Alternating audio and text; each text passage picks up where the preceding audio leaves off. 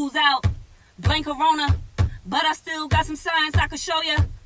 No class, no school, that's cool, throw the class on the YouTube. Even if they shut the school down, I'll get that knowledge anyway somehow. Real scholars won't stop for corona. Tune in for that science takeover. Happy Tuesday, everybody. Welcome to Mrs. Finney's science class. Shout out to the HB Warriors, to all of our subscribers, and to all of our visitors from my house to your house. Let's learn science. Today, we are back with lesson 11, and we're now in section 3.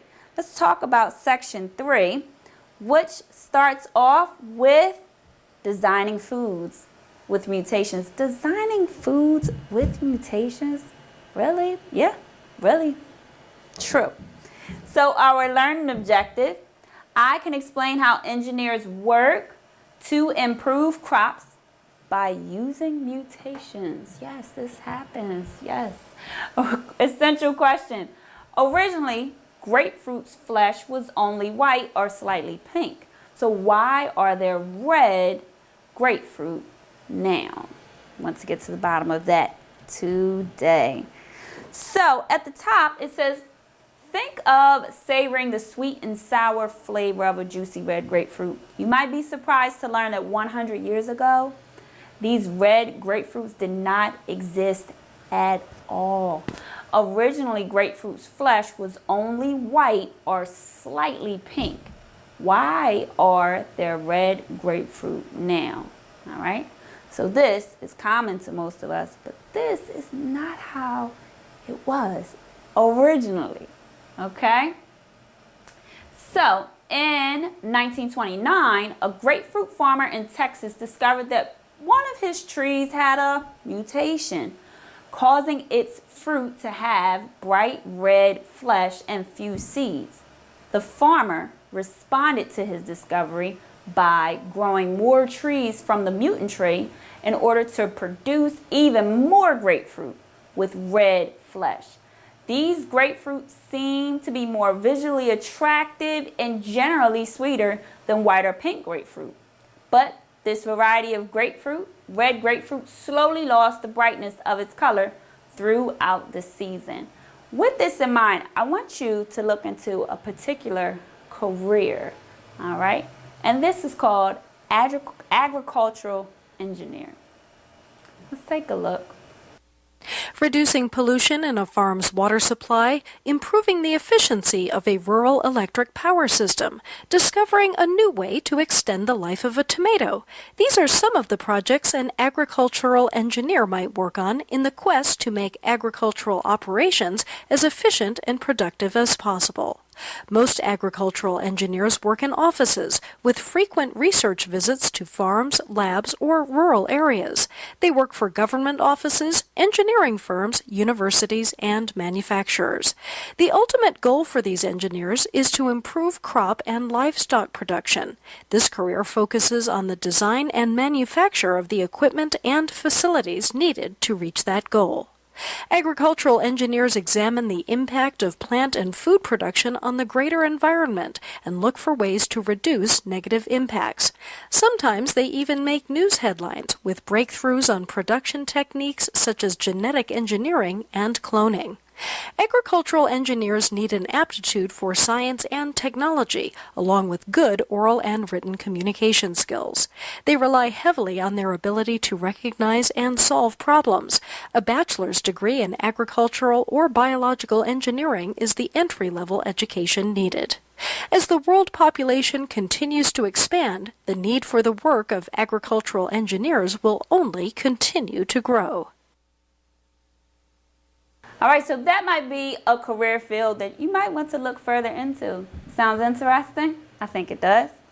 So reading further, it says causing mutations intentionally. To grow grapefruits with a lasting bright red color, along with a sweeter flavor and fewer seeds, farmers collaborated with scientists working at a nearby university. The scientists exposed grapefruit seeds to radiation similar to X-rays, causing many random mutations to occur in the seeds. They grew the seeds to determine which seeds, genes, had been mutated to produce the reddest fruit and grew many more grapefruit trees from the seeds produced by those trees. Now, most bright red grapefruits that are grown were originally mutated using this mutation process. Go figure. The technique of intentionally causing mutations in crops has been used to produce many varieties of plants with more desirable traits. For example, it has been used to make Japanese pears resistant to a disease that was killing whole crops of the variety of pear.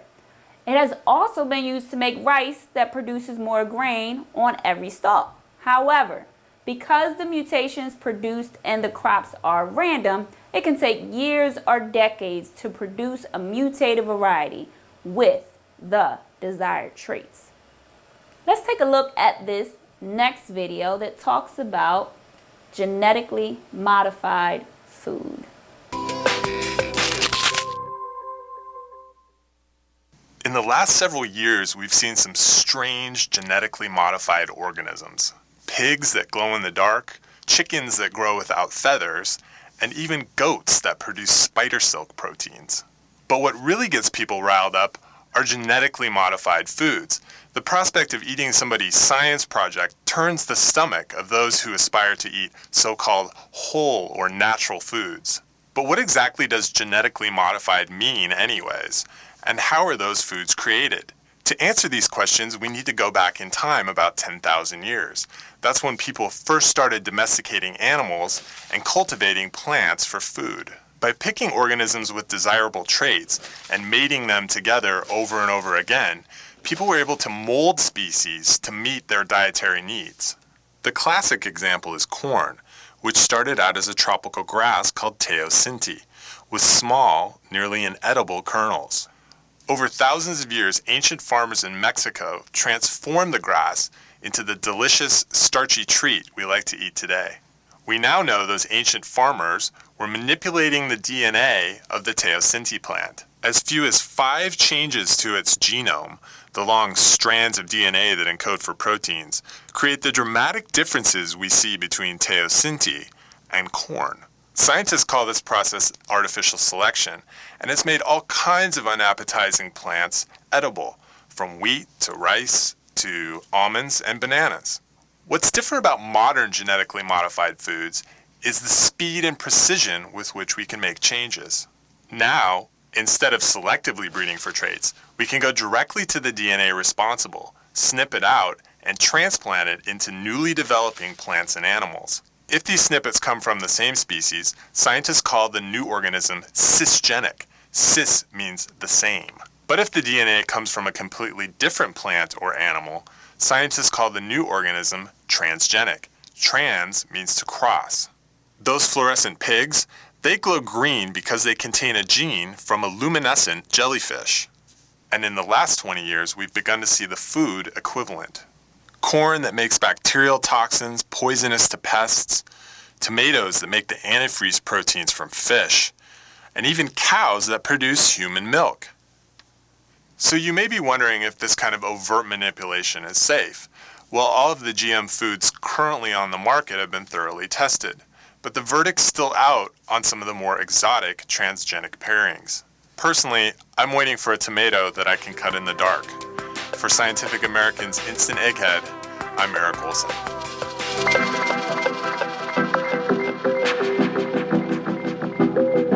Super interesting, right? Yes. So let's keep this in mind about genetically modified foods while we continue our reading. Testing for specific mutations. Engineers working to improve crops using mutations have come up with many different improvements to their process over time. One key improvement allows the engineers to test seeds for mutations in a specific gene without having to grow the plant. For example, they could identify all of the seeds that have mutations in a gene that helps determine grapefruit color without having to grow the seeds into grapefruit producing plants.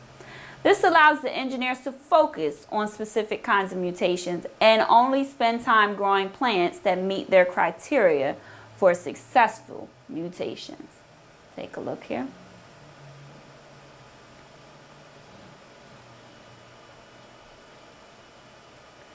Even using this faster process, intentionally causing mutations in plants has a problem. Using radiation to produce mutations causes many mutations in each seed. So the seeds with desirable mutations often have other mutations, which might not be desirable. These mutations might make fruits less sweet or smaller or have many seeds. So, combining solutions. Since many of the mutated seeds have both the mutations that the engineers want and extra mutations that the engineers do not want, they use previous techniques to get rid of the extra mutations while keeping the mutations they were looking for. They breed the mutated plants with plants that were not exposed to radiation and choose the offspring which have the traits they are looking for. So, engineers combine the techniques of intentionally causing mutations in plants, finding the plants with the best mutations, and breeding them to get rid of undesirable mutations to produce plants with traits that meet their criteria. It's a lot of work. There are people out here that they have that skill for that. I don't know. Might be something you're interested in. Might want to look further into that career if that's something that piques your interest. All right, let's check for understanding. Drag the terms to their appropriate locations. There we go, filling in the blanks. We have the word gene, allele, mutations, traits, breeding. All right, here we go, fill it in. The technique of intentionally causing what? I'm gonna go with mutations in crops has been used to produce many variations of plants with more desirable traits. Nowadays, engineers can test seeds for mutations in a specific blank without having to grow the plant. What do you think? A specific gene, allele, or breeding? You want to try this one? Are you sure? Let's see. Not that one. Not that one. All right. Definitely. Yeah? You sure? Gene. Correct. Let's read the sentence again. The technique of intentionally causing mutations in crops has been used to produce many variations of plants with more desirable traits. Nowadays, engineers can test seeds for mutations in a specific gene without having to grow the plant. Nice work. So why would scientists want to increase the number of mutations in a seed? Why would someone intentionally do that? We know this answer. Mutations do what? Increase the variety of traits that an organism could express. Mutations in a seed could change the traits of the plant, including possibly introducing traits that would make the plant more desirable for selling or consuming. All right. Make sure you jot this down. We are in lesson 11, section 3. Open up your TCi notebook and make sure you have that answer for number 1. Number 2, what was a major problem that the engineers faced after intentionally mutating the plant seeds, genes, and how was this problem solved? I know you know. I know you know. Think about it. Okay. A major problem was that the seeds contained mutations that were undesirable in addition to the desired mutations. They had to keep breeding the plant with the mutations with plants that were not exposed to radiation until they only had plants with the desired mutation and not other mutations. All right.